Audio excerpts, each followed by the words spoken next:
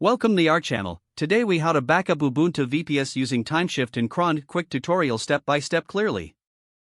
Open your terminal on your Ubuntu VPS. First, update your package list. Run the command sudo apt update. Next, install Timeshift by entering sudo apt install Timeshift. After the installation is complete, launch Timeshift. Select the option to create a snapshot. Choose the snapshot type you prefer, either RSINC or BTRFS. For most users, RSINC is recommended. Select the destination for your backups. Once set, click on the Create button to start the backup process. Wait for Timeshift to finish creating the snapshot. After the snapshot is created, you can verify its existence in the Timeshift interface. Now, let's set up automated backups using cron. Open your cron tab file by typing cron tab E. If prompted, choose your preferred text editor.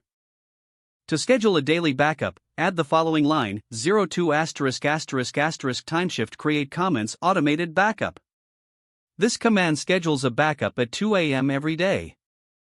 Make sure to save and exit the cron tab editor. Your automated backups are now set up.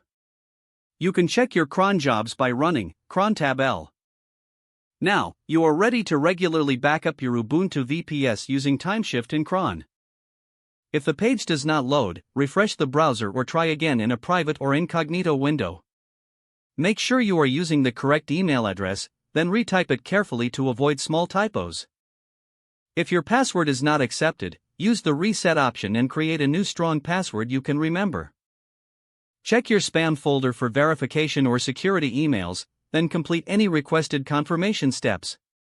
Enable two-factor authentication if available to improve account security and reduce unauthorized access risk.